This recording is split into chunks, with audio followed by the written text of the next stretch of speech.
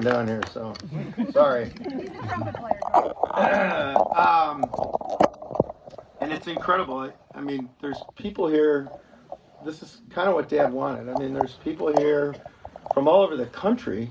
Oh, before I start, sorry, one last thing. We had several speakers scheduled.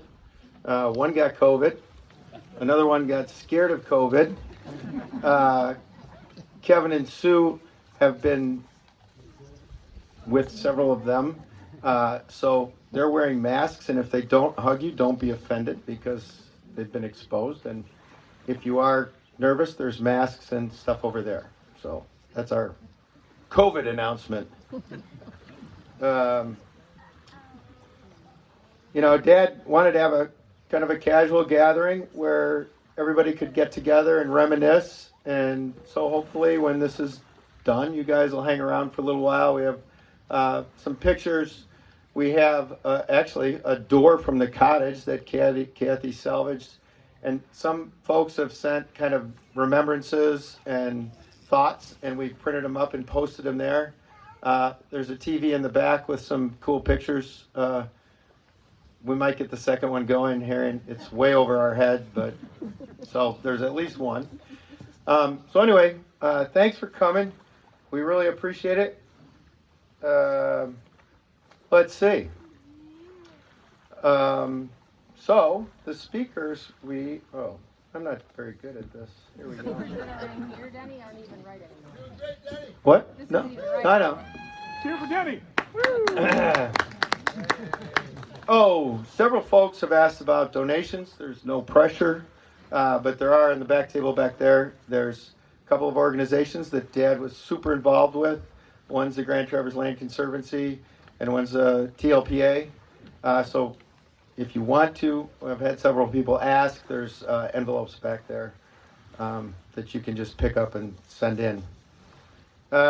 We plan on having 4 speakers today. Harrison, who will represent the grandkids.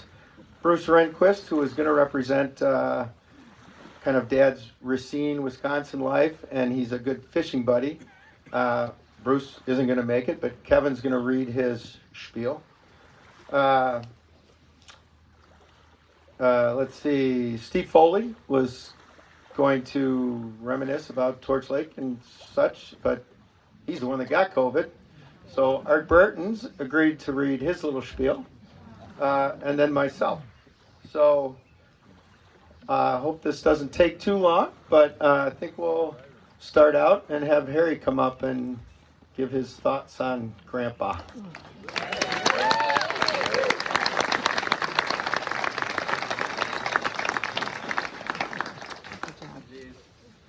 Oh, hey everybody.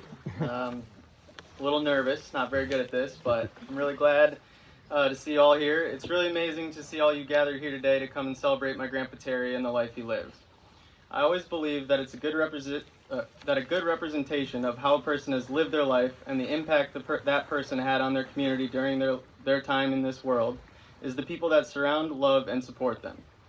It's very apparent to me today from this overwhelming show of love and support at this ceremony that my Grandpa Terry lived an extremely fulfilling life and left an impact on this community that will be remembered for a very long time. I have a distinct memory of a time I was in elementary school and my classmates and I were given an assignment to give a presentation about a hero that we aspire to be like when we grow up. While the majority of my friends made their presentations about athletes or astronauts or other historical figures that they admired, I gave my presentation about my Grandpa Terry. I assume that most of my classmates from this time never got to meet or spend any time with the heroes that they wrote about on that day. I feel like I'm one of the luckiest people in the world to have been able to spend 30 years of my life with my real-life hero. It may be even more meaningful that 20-some years after I gave this presentation at school, I still consider my Grandpa Terry as my biggest hero and role model today. My grandpa lived his life to the fullest. Even in his late 80s and early 90s, every time we spoke, he was out on another adventure in some faraway part of the world. From helicopter skiing to African safaris to remote fishing trips and bareboating in the Caribbean, my Grandpa Terry truly lived his life to the fullest and set that example for all of us to follow in his footsteps and do the same. His courage and sense of adventure is unmatched by anyone I have ever met, and it lives on through his children and grandchildren every day. I love that he and my grandma Sally, the love that he and my grandma Sally had for our family and each other, and the support they both gave us throughout their lives was truly amazing to me. My cousins and I have so many great memories from the time we spent with them. I have some memories from the other grandkids that I think will give you a better idea of the type of grandpa that Terry was and the impact he had on all of his grandchildren. Mike, who's not here today, my brother-in-law, great guy, remembers his first summer at the yacht club as the safety director. Someone needed to make sure that the new safety director could drive a boat. Terry either volunteered for the task or he drew the short straw. Though knowing Terry, I'm sure it was the former. I wasn't yet familiar with the TLYCC boat, so when I accidentally slammed the throttle, I've never been so thankful for a 70-something's agility and strength. As the scout unexpectedly sprang forward, I was sure I had already thrown him off the stern, but miraculously he caught a grip and held on for dear life. I'm ecstatic that he did, since it was June and the lake was undoubtedly still very cold. My sister Sarah had too many good memories for me to include all of them, or we'd be all sitting here until the middle of the night. I want to share a few of the memories that she shared with me with you all. This is from Sarah. One of my favorite stories to tell about Grandpa Terry is one weekend we were sailing on the E-boat together during the Saturday races. I was flying the jib and Grandpa Terry was in the middle of the boat. On Sunday, we got back on the boat, and when I looked at my grandpa's face, he had a huge black eye. I immediately asked him what happened to his eye, and he responded, "Oh, this? Yesterday when you were trimming the jib, you elbowed me in the face." He had a big grin on his face, and when he revealed that I had given him the black eye, and I had no idea that I had hit him at all. My grandpa was tough, competitive, and loving.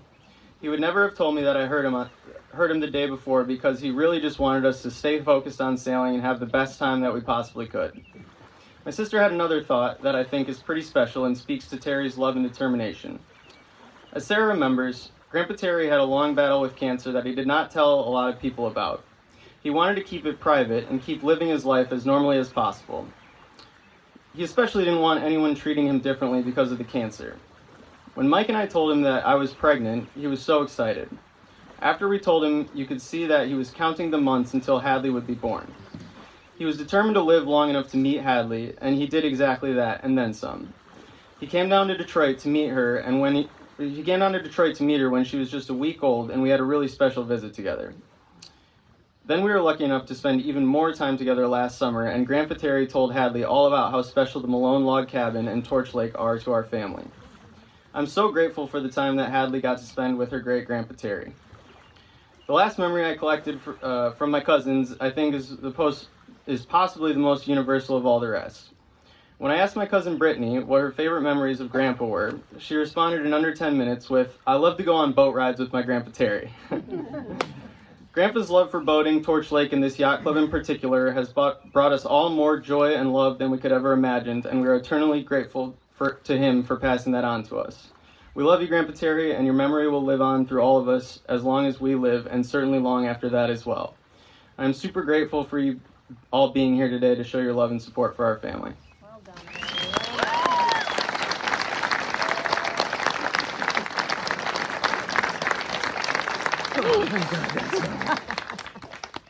So next up is Bruce Rehnquist, but he's in Wisconsin. So Kevy's agreed to read Bruce's little deal. Thanks, Kev. So Bruce and Judy were good friends of my folks, and in particular, Bruce and Dad were good fishing buddies.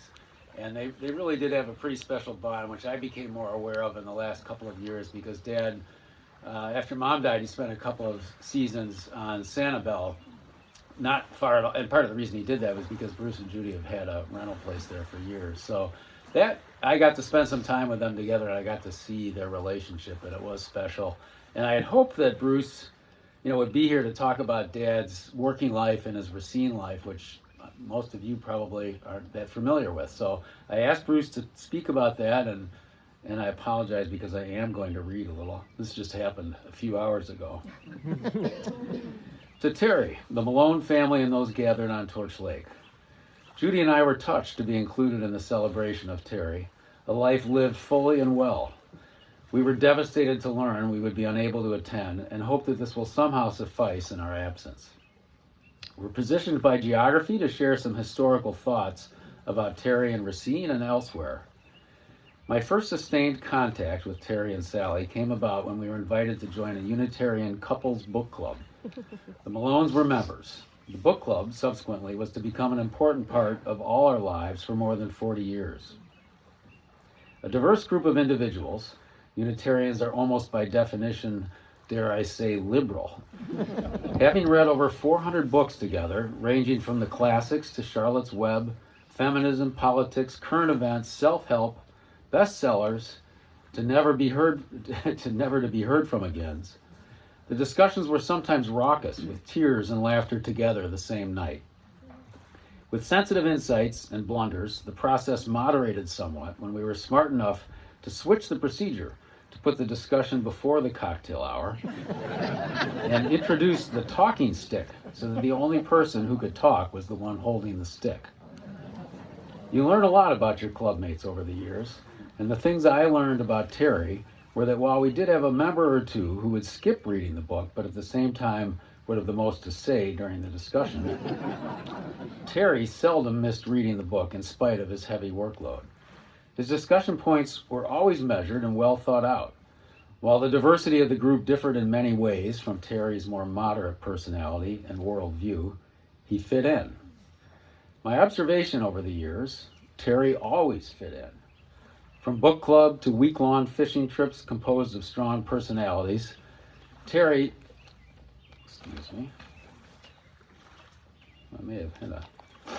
fit in not because he changed his colors to match the group, but because of a certain grace, remaining true to himself while genuinely enjoying the company of others in spite of their differences.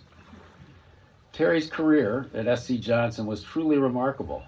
While I was not a Johnson employee, Racine is a small town, and as I neared the end of my design career, I grew close to Sam Johnson through a series of special projects as a consultant. Terry was kind of a legend. Soon after earning his MBA and joining SC Johnson, Terry became an assistant to Chairman Sam Johnson. Sam must have seen something in this young guy, and Terry's career spiraled upward through ever-increasing positions of responsibility. A succession involving finance, marketing, human resources, regional and then global disciplines marked his career path. He subsequently headed all of Latin America, although according to our Spanish-speaking book club members, he never quite caught on to the language, Berlitz notwithstanding. He ultimately became president of Johnson Worldwide, the only one of the many Johnson entities to go public. This was his last formal Johnson title before he retired. Terry's influence in SC Johnson, a family company, is best described in his being one of the 2 non-family members to be chosen to sit on the family council, which is made up of now 4 family members who control the company. Terry modestly described his role as tiebreaker. The most remarkable but not surprising fact about Terry is his reputation. SC Johnson is noted for its progressive employment policies, and it's a great place to work. In the world of upper management, which can be rough and tumble at times, I regard his reputation as unique. Without exaggeration, whenever the subject of Terry Malone would come up in the company or Racine, in general, the response was absolutely uniform. It never deviated. What a great guy. What a nice man. What a class act. Interestingly, after all these accolades, if the question came up, Terry, this is kind of funny, Terry would respond with a story on himself. But I was fired 3 times by Sam. The story would go on. Sam had a problem with alcohol, and as the evening progressed, he would get surly, lash out, and fire Terry. Fortunately, according to Terry, Sam would not recall the incident in the morning, and Terry kept his job. I feel comfortable telling this story, which has a good ending and the mark of another extraordinary man. Sam was the chairman of the board of the Mayo Clinic in Rochester, Minnesota. With great fortitude, he checked himself in their own treatment program, and it worked. He subsequently created a video where he looked into the camera, told his own story of addiction. Not only that, but he quietly put his money where his mouth was and in very generous terms funded research at Mayo and elsewhere on the relationship of alcoholism and genetics. One last side of Terry to share with you. Terry as a fly fishing partner, some 30 years plus, several islands of the Bahamas, starting with Andros, Mexico, Honduras, Venezuela, Costa Rica, the Amazon, Ontario, and more. Terry was always close to the dime, maybe under the influence of Sam Johnson, the same Sam of the Forbes list, the Sam of the 2 Falcon jets in the event he needed to travel to Europe, or the helicopter for shorter trips, or the Sam of the magnificent Frank Lloyd Wright office building. The same Sam who drove himself to the office for years in the aging, brindle-colored Oldsmobile with a particular lean. The Sam with the favorite sweater, with the elbows worn so thin you could see the pattern of the striped shirt beneath. Terry, who in the high-flying fishing camps, where the other parties looked like they'd stepped off the cover of the latest Orvis catalog, wore the same weird hat. He got lucky and bought it at a yard sale. Or the bile green rubber shoes with 2 toes molded into the cracking rubber he bought at the same yard sale. Terry wore the same hat a little over a year ago when we had a delightful day of fishing off Captiva. I think he outfished me. On the way back to Sanibel, he talked about the years, the day on the water, and finally revealed that this was his last fishing trip. And so it was. Thank you for listening. We're all missing him. Bruce.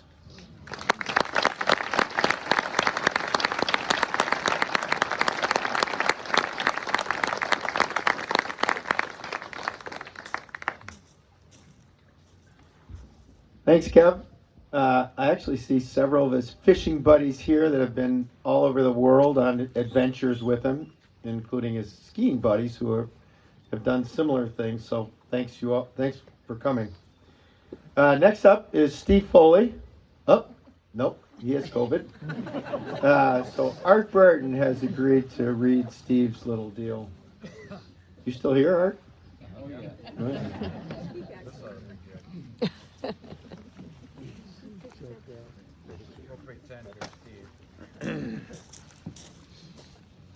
Yeah, I think it's clear that I'm not Steve Foley.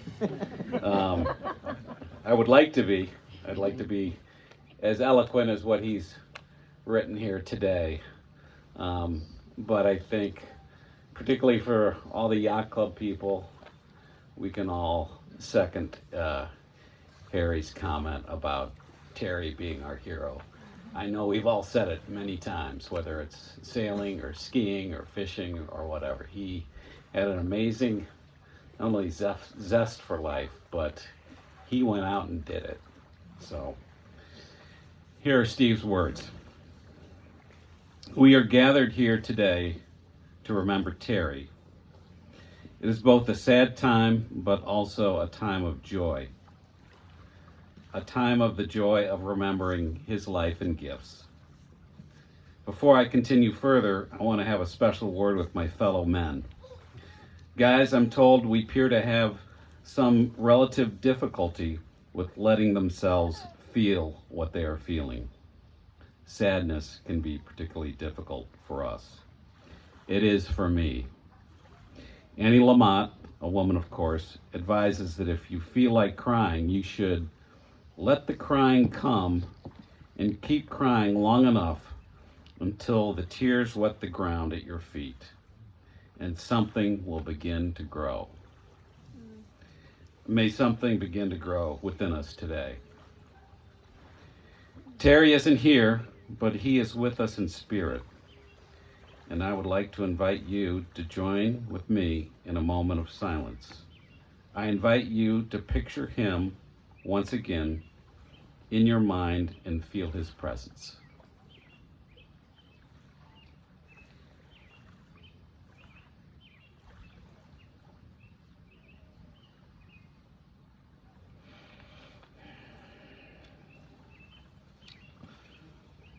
Terry was a gift, Like all gifts, he was undeserved, and we were lucky to have had him.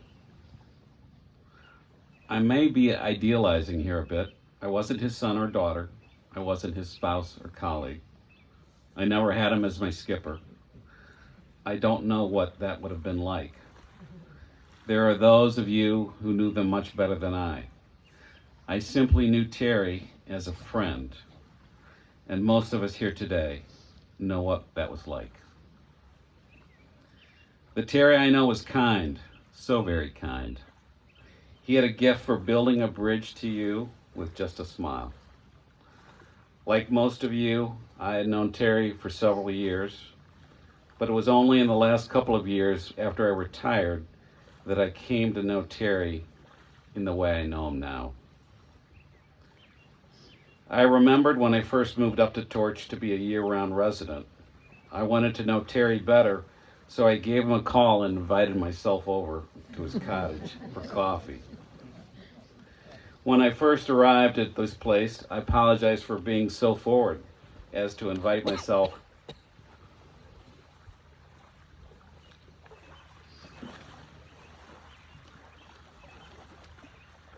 This is a problem when you have Art Brereton instead of Steve Foley. For inviting myself over. I will never forget his outstretched hand and his wide smile, and I remember what he said. Steve, I will always have time for you. I felt flattered, but at the same time, I knew I was not unique. Terry radiated this to everyone. He had a wonderful way of making everyone feel special, and it was a gift. Terry was in a men's discussion group that met weekly during the 2 summers before COVID. Each session had a predetermined topic, but the group would sometimes enter into forbidden areas like politics and religion. On those occasions, testosterone would flare and words became more pointed, but Terry was always the one to softly rise to the occasion with a smile and make a deflecting comment. We all noticed his signal for civility and calmed down accordingly. Terry was respected by everyone, and that was his gift. Terry was also a man for his community. Many of you have served on boards with him, such as the TLPA and the Yacht Club. He was known as a calm presence, yet one who was a doer. He had the ability to organize, to compromise, to influence others, to move the agenda forward. And once again, his leadership was clearly respected by everyone. Terry had that sort of gift. Terry was also generous. Many times his generosity helped fund projects that would have languished otherwise. He was a visionary regarding conservation and preservation on the lands around Torch. His gifts were often the ones that made a difference. About 2 weeks before he died, he and I got together on his porch for what would turn out to be my last time with him. He had made it known to others that he felt he didn't have a lot of time left, so I felt compelled to ask him to reflect on his life. We talked about his work, his time at Dartmouth, and his love of Torch. He talked about how Sally had introduced him to Torch and how Torch had become a major influence on his life and how much he loved being here. He talked about his deep love for Sally and how much he missed her. He talked about how he missed some of the simple things they did together, like their weekly ritual of watching 60 Minutes on Sunday night together, each with a small glass of vodka in hand. He also talked about his kids. I asked him whether his ideas about being a father had changed now that his kids were grown. He just rolled his eyes and laughed, saying, I had no idea that 3 kids in the same family could turn out so differently. But he was clearly pleased with all of them and very proud of who they had become. He felt honored at the thought that he might be able to have all three of them and their wonderful spouses near him when his time came to an end. I asked him if he had anything unfinished with any of them. He thought for only a second and smiled and said, "No, I'm very lucky to have had them and love them all. I got back more than I gave." I got the clear impression that for Sally and him, his three children felt like a gift. So here we are. Terry is no longer with us. Boris Pasternak in his novel Dr. Zhivago talks about a kind of immortality that comes with having your influence continue after you're gone. Someone who is gone, continuing to live through the influence they've had on others. In his novel, he phrases it to a dying person as, "It is you and others. That is your soul." Terry had a big influence on those who knew him, and now he lives in us, and that was his gift to us. Terry's final gift was that he left a place we can go and walk and be restored. Thanks to the Malone children, there's a new bench along the trail in what the Conservancy calls the Torch Lake Nature Preserve, but for all of us, will always be known simply as the Malone Trail. Sally's favorite lines of poetry were from a poem called Great Wagon by the poet Rumi. It was read at her memorial service, and I would like to share her favorite words again. Out beyond ideas of wrongdoing and right doing, there is a field, and I will meet you there. I invite you all to frequent the Malone Trail as often as you can, and Terry and Sally will meet you there. I would like to close with the words from Wendell Berry in his poem called The Peace of Wild Things. When despair for the world grows in me, and I wake in the night at the least sound, in fear of what my life and my children's life may be, I go and I lay down where the wood drake rests in his beauty on the water, and the great heron feeds.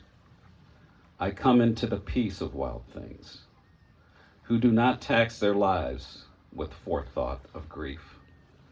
I come into the presence of still water, and I feel above me the day-blind stars waiting for their life. For a time I rest in the grace of the world and am free.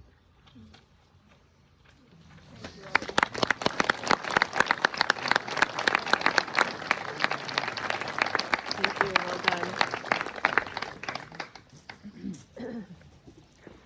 Well, thanks, Art and Steve. And last one up is me. And my first thought is I haven't read nearly as much as Steve Foley.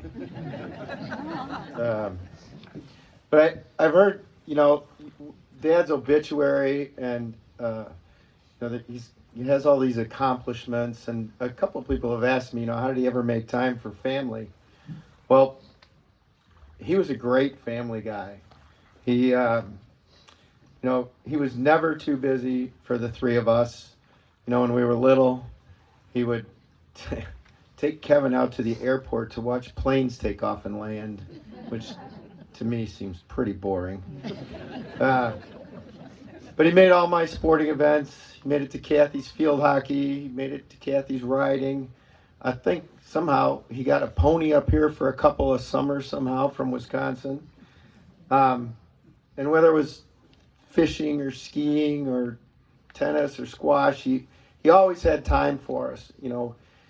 He did a lot of incredible things, but he always had time for us. I think for me, skiing might have been the best example. We'd come up here in the winter, and my mom wasn't really she wasn't a skier at all. And Dad would get up early and in typical frugal Terry fashion, he'd make bag lunches, which we hated.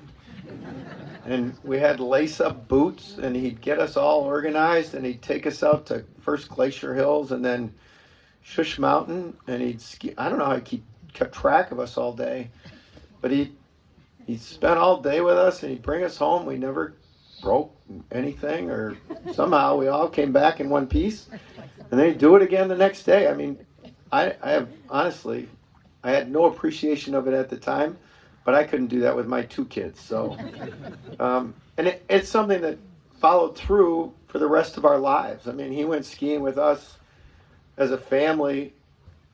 But there's a video up there. He was just about to turn 90, and he was out skiing and having a great time. And actually, a fun little fact is the first time he went helicopter skiing, he was a year older than I am right now. And I can't imagine going helicopter skiing right now. He loved Torch Lake. Some of this is a little bit redundant, and he insisted that he asked Mom to marry him before he'd ever been to Torch Lake. I don't think that's true. I think he probably snuck up here and took a little peek before he tied the knot. But like quite a few families, once we came around, Dad would get on the ferry Friday night in Milwaukee, come up here, arrive Saturday morning. We'd be up at the mailbox waiting for him occasionally. And then he'd spend the week, well, he'd spend one night, and then he'd get on the ferry, go back Sunday night, and pull in just in time for work Monday morning. And to me, that's like incredible commitment. I can barely make my way to Traverse City and back.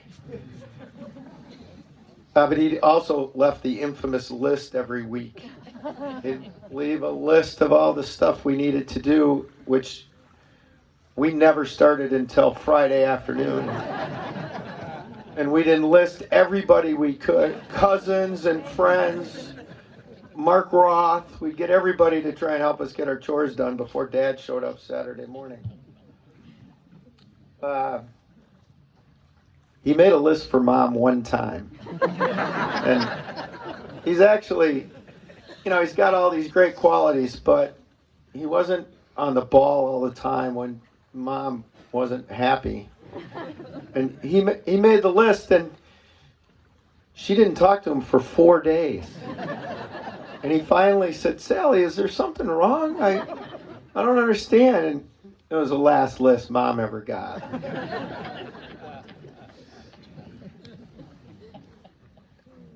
His love for Torch Lake was incredible, and you've heard some of this, but he was a founding member of TLPA.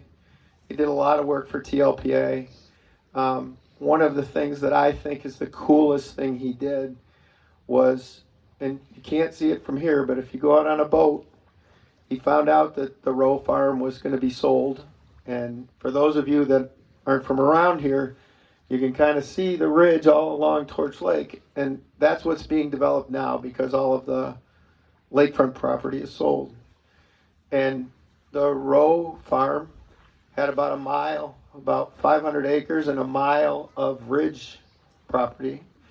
And so he went to the Conservancy and he said, "What'll it take to buy the development rights so nothing can ever be developed?" And it was 7 figures.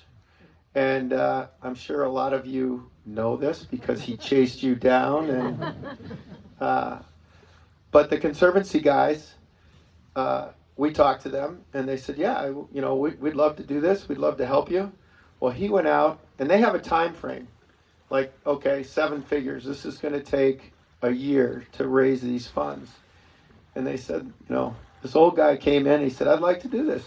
They said, "Okay, sure, sounds like a good thing. We'll see him in about a year or 2. And he came back in months.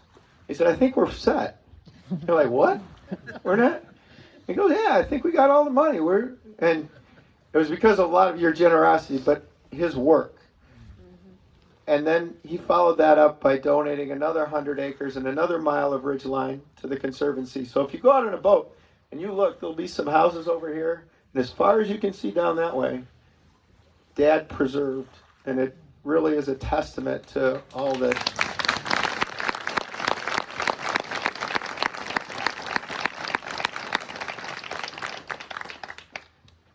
When Mom passed away, one of their dear friends, Sue Schuler, told him, Terry, when Dave passed away, somebody told me that for a year, I should accept every invitation that is brought to me, no matter if you feel sad or depressed and so Dad took it to heart, and it lasted way more than a year. I think he said yes to everything for the next however many years he lasted, and he was very active, and it was the best advice he ever got, Sue, so thank you.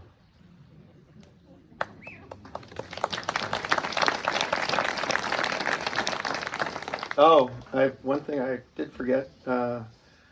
When Dad, one of the things you've heard, Dad's very driven, he's very organized, he's this and that. But I think one of the most compassionate things that he did was Mom suffered from depression for quite a few years, and he didn't get it. I don't think he, because he was like, well, you get up and you get outside and you walk around and you'll feel better. But he was the most patient and compassionate. He had no clue. He didn't understand it at all. But he was so kind and gentle and compassionate with Mom when she was going through her whole thing that it's one of the greatest memories I have of his family, how important family was to him. It was really incredible.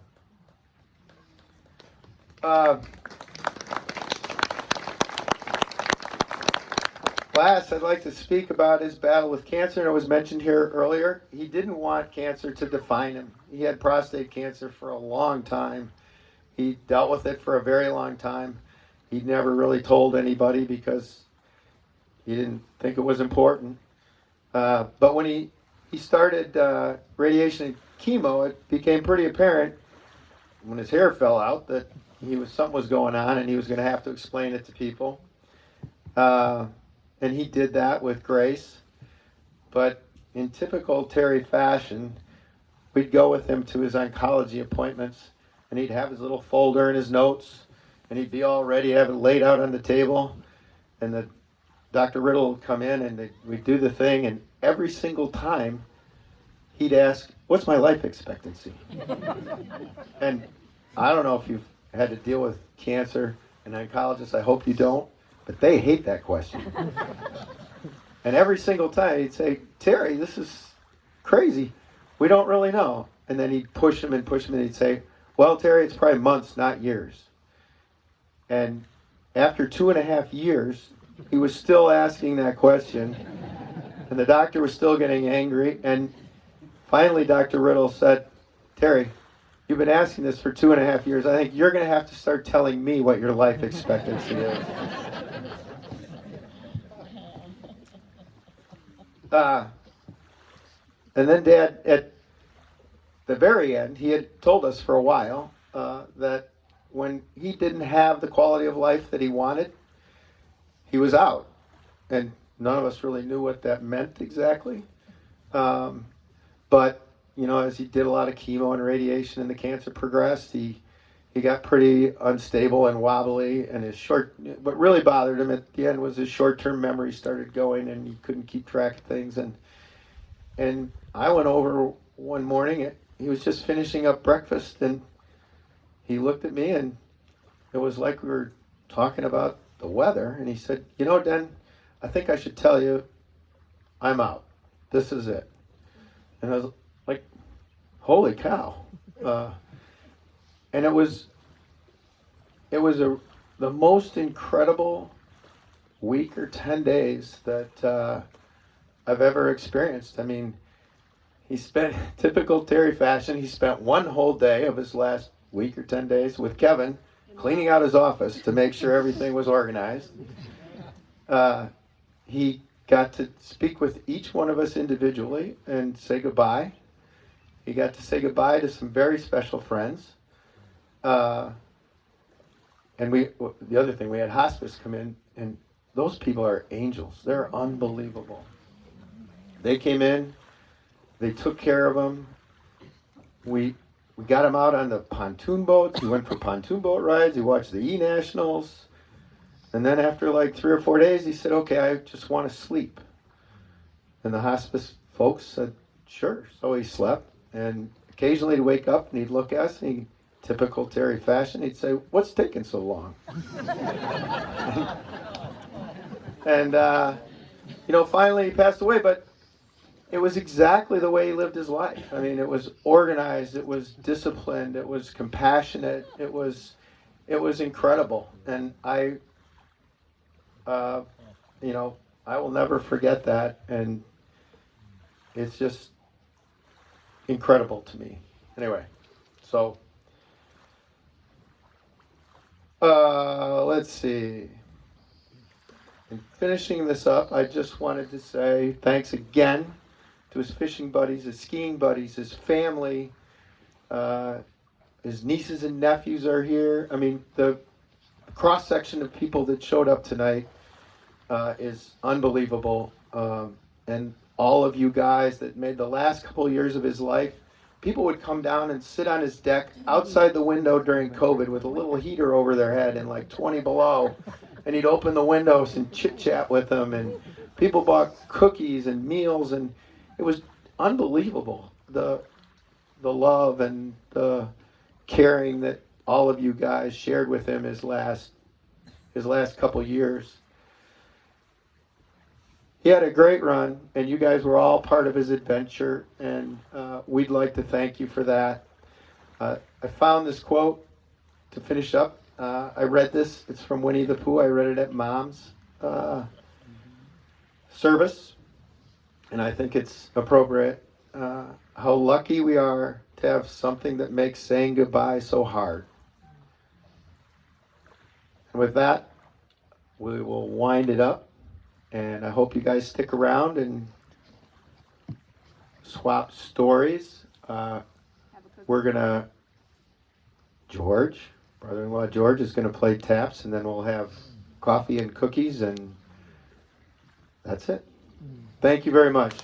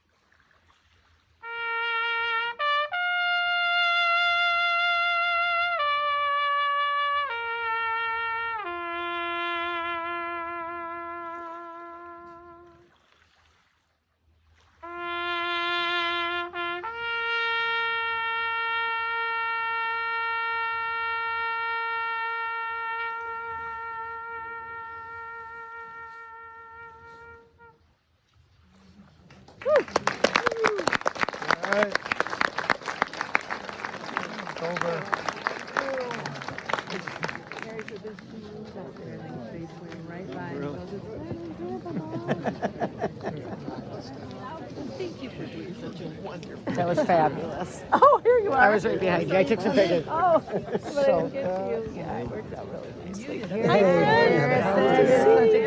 Good to see you. I want one of those shirts. Oh my God, I wouldn't miss it. Money in a hallway, just come grab them. That's what shoot it up. How you doing? I saw him. I saw them. Oh, I didn't see that. Always something like that. Say hi to my TC friends before they head out.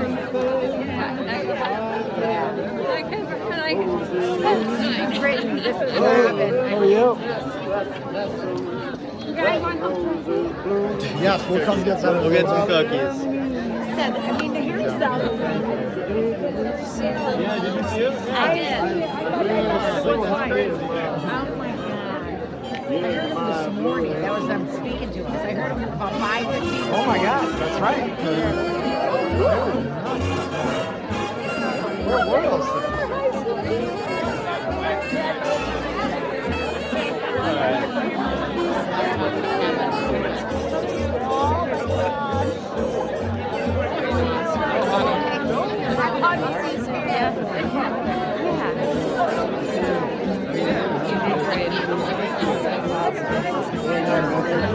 No, you didn't even go.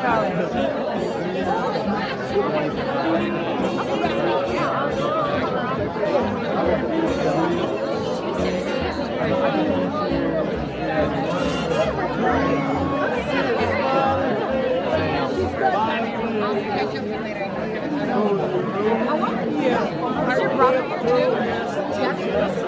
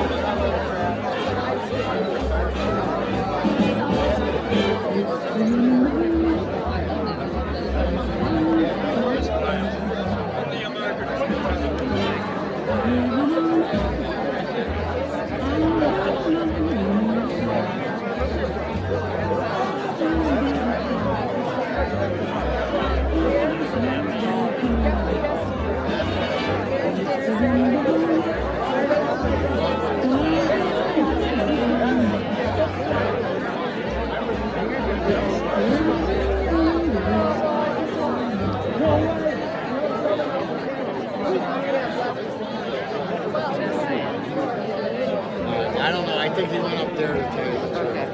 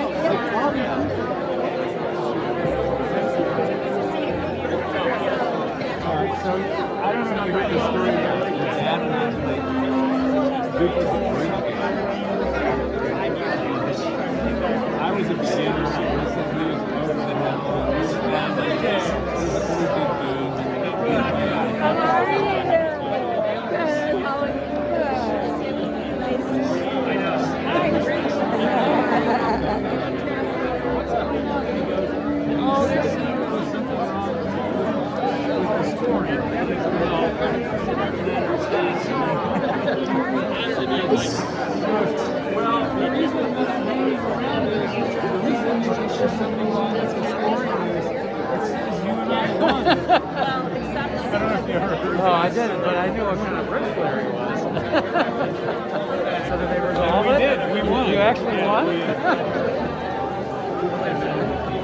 You did a great job. Thank you so much. You have an indicate?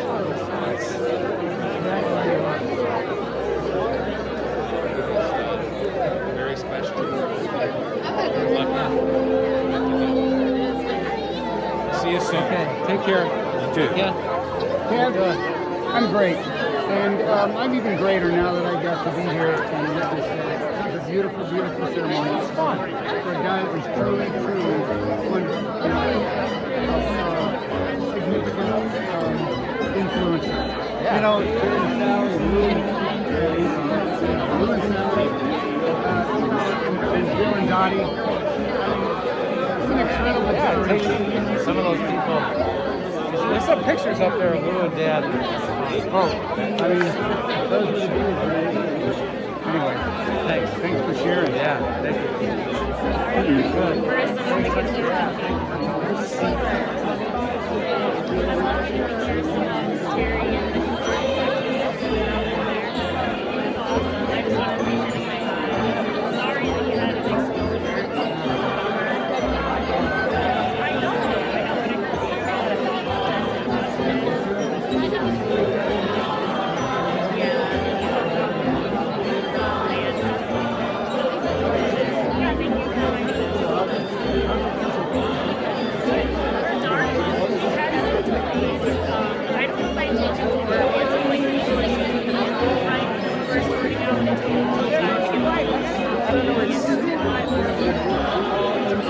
Oh my God, Katie's here.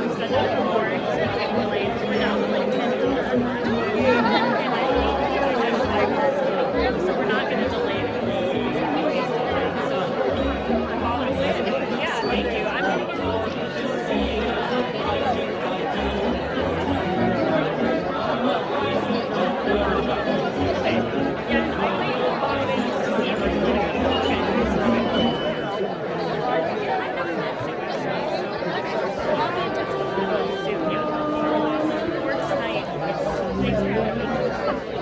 I used to hear all the stories about your dad.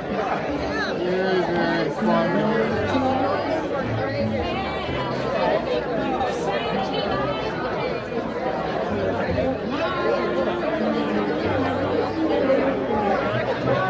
There's almost nobody here that knew him. I don't know if anybody knew him.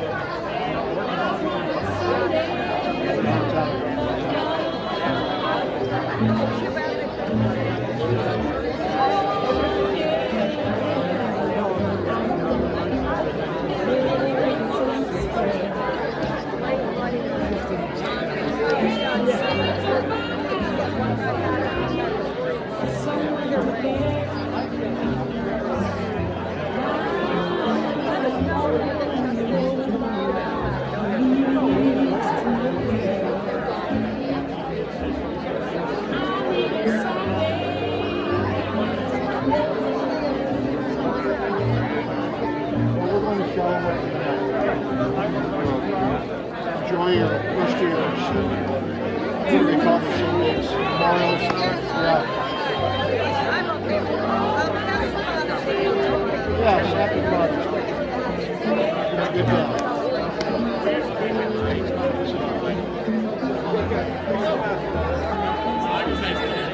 Where are you guys?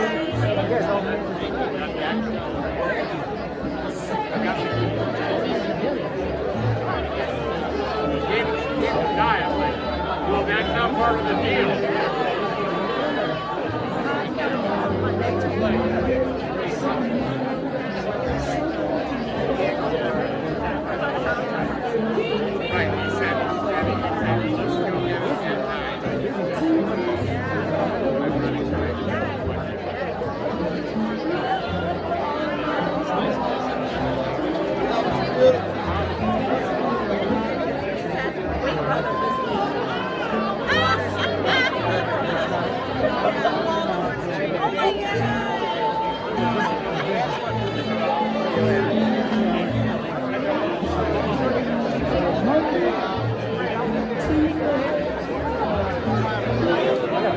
tearing off.